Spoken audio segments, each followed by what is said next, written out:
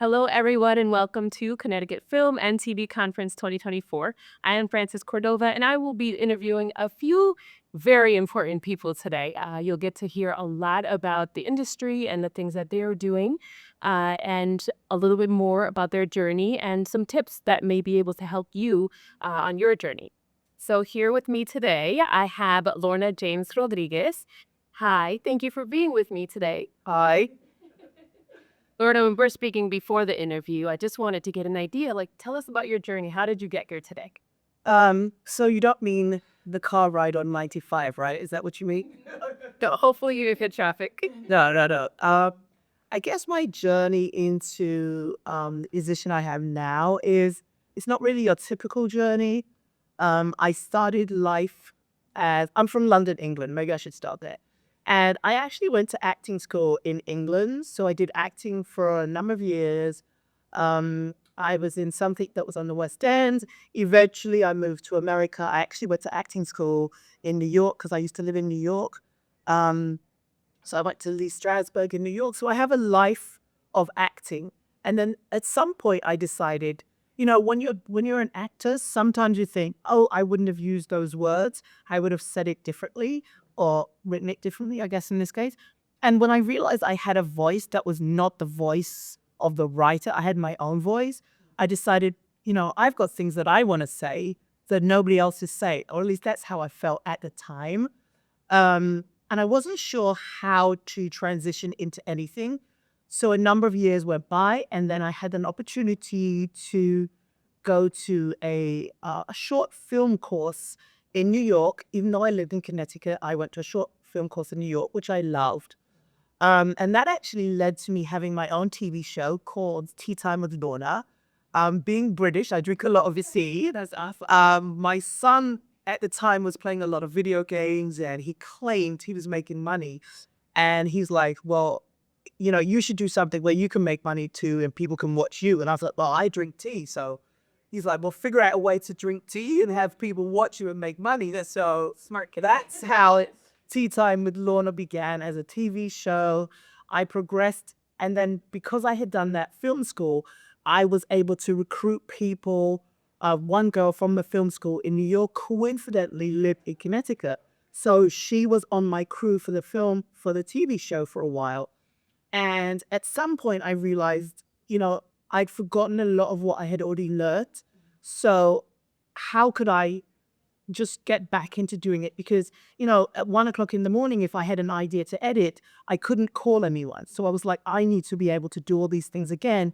So I ended up at NYU. I was gonna ask. I know we spoke about it. Yeah, so that's how that's how I ended up at NYU. It was an amazing program. We did film, obviously. It's a filmmaking course. I did some writing classes that were really good, short films and things like that. I think everything kind of happened at the same time because at the same time, I also did some short film competitions with the 48-hour film project as a filmmaker. Tell me a little bit about that 48-hour film project. Okay, so as a filmmaker, you go to a designated place and you would have 48 hours literally in order to make a short film that had to be between 4 and 7 minutes. Um, it is the craziest 48 hours of your life. There's no sleeping and you find out who you really are.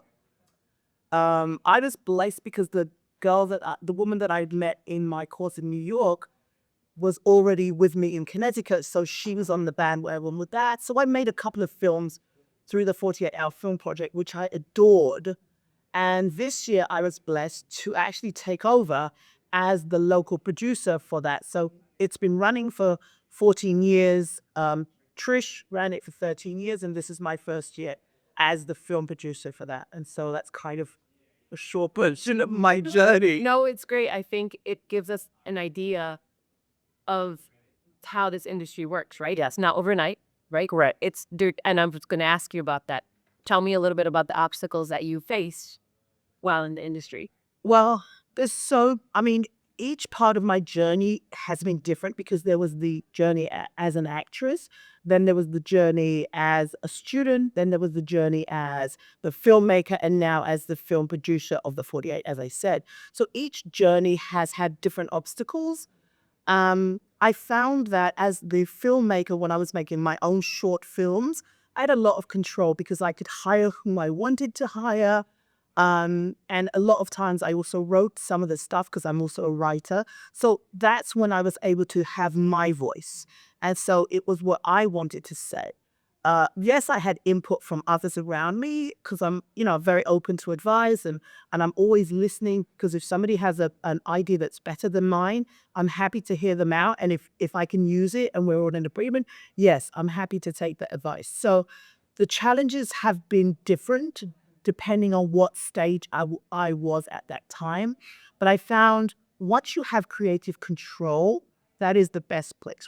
Whatever that means to you, I found that that was the best place. The hardest place in retrospect was being the actress because you don't have a choice. You go where they tell you, you arrive when they tell you, you leave when you're done. Yes. So I found that that was the hardest for me, especially if I didn't agree with how things were said or done of these. Understandable.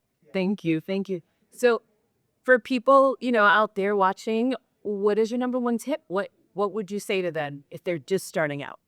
I think my number one tip is flexibility. Be flexible wherever you are on your journey. If you are a student, haven't been a student, obviously, if you're a student, soak it up. Go wherever you need to go. Learn everything and try to decide what you want to really do. What do you want to focus on? Do you want to do editing? Do you want to be the director? Do you want to be a producer? Do you want to be the cameraman? Whatever it is you decide you want to do, perfect something first so that you have that to offer as you begin your journey. You can gain more skills as you go along, but my advice is pick something, get that together, and once you have that, you can broaden your horizon. And I say that to say I was never very good at editing, even though I learned how to edit. And what I found was over the years, I had to revisit editing to bring that skill back. So it's not something I do that often, and I brought the hire out. But if in a pinch, I can edit. Okay. Thank you. Thank you for that. So on a day-to-day basis, right? You do filmmaking, you write, you do all these things. What does a typical day look like for you? So what I've started to do now is have, depending on if I have actual appointments, I'll have, let's say Monday. So I'm in the middle of writing. I know I've just changed or something. Yeah, I'm in the middle of writing a horror film. So I find that if I can start my mornings with writing something, that gets me going so that that project is going. My afternoons will depend. Do I have an appointment? Do I got meetings? Do I have a Zoom? Because I'm still doing those. And so creatively, maybe I do have something to edit in the afternoon. Maybe I'm doing some research for something else. So my afternoons tend to be very flexible, but my mornings, I'm trying to get this film written. And so I try to stick to the schedule of writing in the morning. Thank you for sharing that. Now we're gonna go into personal life because I feel like, those things kind of go by the wayside when we're like enmeshed in projects. What do you want us to know about your personal life? What is life like for you? Wow. On a personal level, well, I mean, my background is so varied because the other thing that actually got me into film, I have two undergraduate degrees. One is in exercise science and one is in athletic training. So that was part of my journey, surprisingly, because what I wanted to do at some point was to do some exercise videos. I never got around to it, but it was one of those, I should do some exercise videos. I never did. And then I did my master's in epidemiology. And again, I bring this up as part of the journey because while I was studying epidemiology, I was learning so much about health disparities that I was like, oh, I should make a documentary about this. So it was clear to me that my life was really supposed to go back to film because anything I was doing, I always had that, oh, I should make a film about that, or oh, I should do that. So I saw this was throughout my life, like just keep going. It was always somehow will tie back to film. So I was so grateful when all these opportunities just fell into place because while I haven't made that documentary, it's also on the list of to-dos. Yeah. Yeah, I'd love to do that. So who's to say? So it sounds like you have a lot of projects and a lot of things coming up. How do people contact you? Let's say somebody wants to intern, right? Somebody's in school for film or, something that's in the industry. They might want to intern or they may want to audition for one area roles. How do they contact you? Well, the name of my company is Avion Film and Media Production. So I'm on social media. Everybody's on social media. You can find me for that. As the film producer for the 48-hour film project, I'm also on social media with that. So you can find me that way also. At the end of the day, you can find everyone on social media these days. So it's not that hard. I guess my question when I ask that is because I think a lot of people may think many of us are not approachable, right? I've had people reach out to me to say, hey, can I get some tips on it? And I love talking to people because I was once that person. So I want to make sure that people know that it's okay to reach out. Oh, absolutely. And sometimes you find an opportunity just by saying hello to someone. I think that Connecticut does have so much talent, yet many of us are so disconnected, right? People are looking for people in Boston and New York because those are the hubs. But because we don't have as many networking opportunities, I want to make sure that we use this, platform as a way to connect. So people can reach out to you. Oh, absolutely. And just kind of pick your brain or just say hello. And Yes, as part of the 48-hour film and also my own company, I have done workshops. So people are able to watch you follow on social media. You'll see what workshop I'm offering. So this year, almost said last year, I did an actors workshop. I did a sound development workshop. I did a film scoring workshop. I did a director's workshop. And those were open to whomever was interested in coming. So once you start to follow on social media, you'll just see what I'm doing at that moment. And yes, absolutely come. I had a mother actually reach out to me through Instagram and said that her son was interested in acting. And I said, absolutely, you should bring him along. So they came to the actors workshop. She actually left him, which was fine. He was 18. It was fine. And he stayed and he had a great time. He ended up in one of the 48-hour films. And she emailed me later on to say, thank you so much for the opportunity. He's been wanting to get into films for years, and you're the first person that has given him any tips. So, and that's amazing. Yes, we were like, yes, that's amazing. That's a great story. Thank you for sharing that with us. Thank you for your time with us. I'm so excited. Is there anything else that you would want anybody out here to know? I think if you get an opportunity to work as an intern, take it. If you get an opportunity to do any of those things where you can gather more experience, you should take it.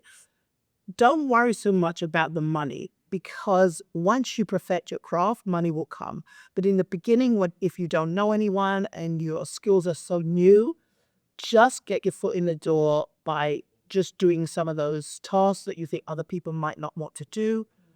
Even if it's working in the mailroom, even if it's, I don't know, fetching coffee for someone, just start where you can, where the door opens, and be ready for an opportunity because it could come.